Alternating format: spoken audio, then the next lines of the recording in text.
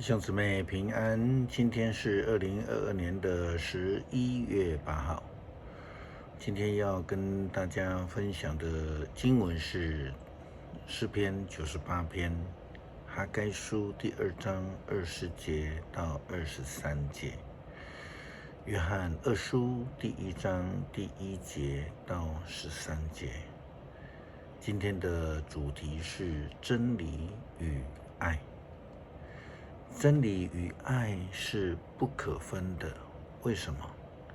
因为追求真理的人，就是也必须活在上帝的命令当中，愿意遵行上帝的旨意。这也是约翰2书的主旨，就是他教导要求基督徒应当要彼此相爱。因为这是基督徒所追求真理的那个核心的伦理。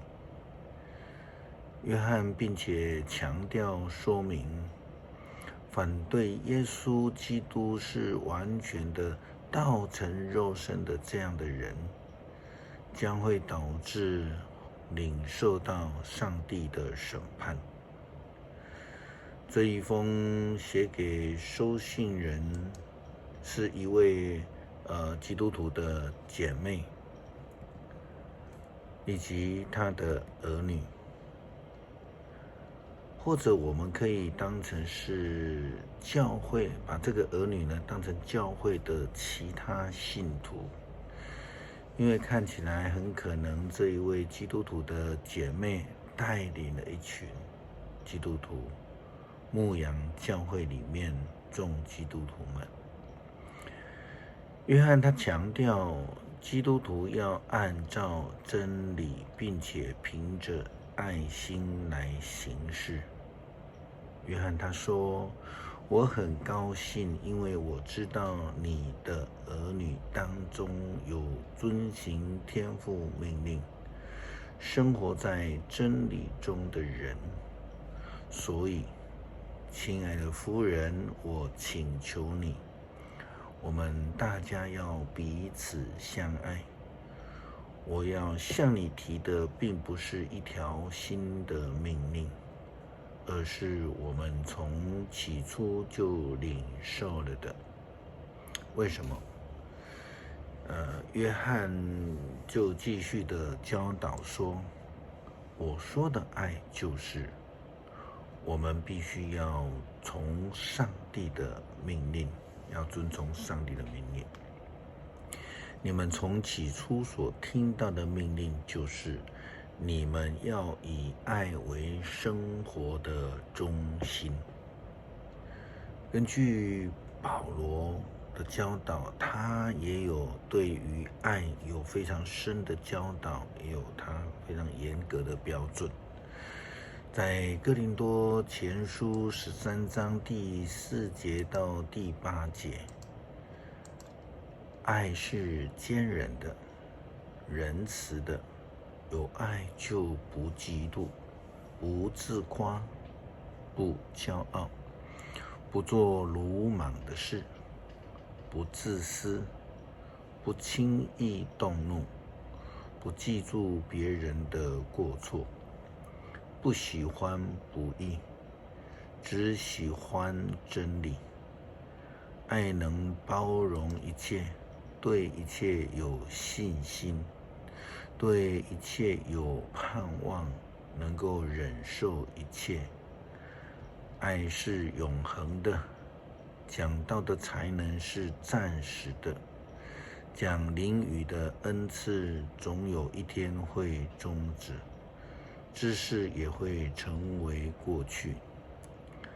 保罗也说，爱是只喜欢真理，爱是不自私，或是我们应该要进一步的来说，爱是不徇私。因为爱若不在真理的指引底下，就不会是真诚的。约翰他更进一步的教导说道，许多的骗子已经到世界到处活动，他们公开否认耶稣基督降世为人这个事实。这样的人是骗子，是敌对基督者。你们要小心，才不至于掉落你们所成就的，而是能得到全部的奖赏。要是有人不持守基督的教训，反而偏离了，就是眼中没有上帝。那持守教训的，就得着了圣父和圣子。要是有人到你们那里去，不是传授这个教训，就不要接待他到你们家里去，也不要向他问安，因为向他问安等于在坏事上与他同流合污。有些人总是喜欢拿爱来当幌子，来谋取自己的商业利益，或者是个人的私利。曾经看过一些基督教机构或是其他宗教机构，就常常以这个爱心，我们说当成幌子，他们来图谋机构的利益。最糟的是，某些人就中饱私囊。但是呢，虽然如此，我们还是看到有基督徒的机构，的老板真实的，遵循了真理的教导，而活出真正的爱。不久之前，有一位中部的牧者打电话来询问我，他说：“请问牧师有没有认识附近的牧园或是礼仪社？因为教会有一位以前的会友，他已经搬到北部，那最近小孩子出现状况，然后寻短离开了。”我就听到了电话之后，就紧急的联络了我只见过一次面的一位老板。他曾经向我表示，公司愿意为低收入的或是需要帮助的人服务。我就联络了他，我简短的说明了其实我也不太清楚明白的状况。令我感到讶异的是，这位殡葬业以及墓园的老板，他马上说出了孩子的名字、事件以及大概的情况。我很讶异，他竟然比我还清楚。虽然他说：“牧师，麻烦你拉个群组，我可以跟中部的牧者来直接对话。”后来我就设了一个群组，就中部的牧者、牧园的老板还有我就在群组里面看到他们的对话。群组一开始我先介绍了两方，然后这一位董事长呢，他在我们都还没有提出任何想法的时候，马上就在群组里面向中部的牧者请安。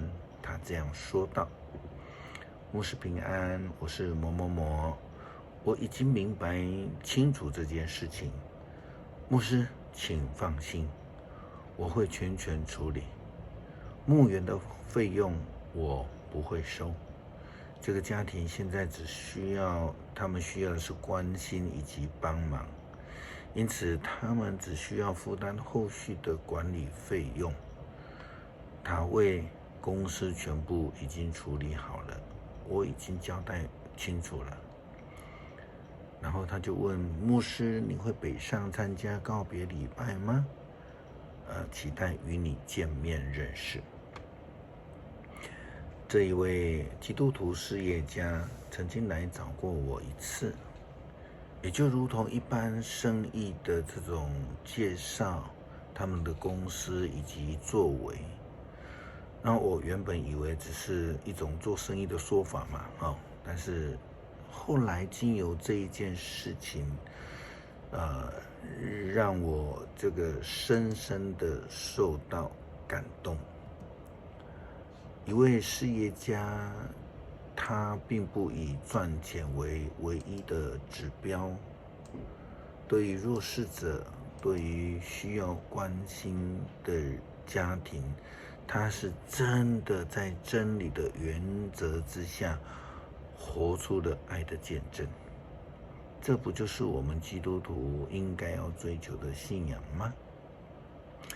哈该书第2章第20到23节，因为以色列人都不愿意按照上帝的真理道路来行，来爱人，来遵守真理的诫命，他们就遭受到严重的惩罚以及后果。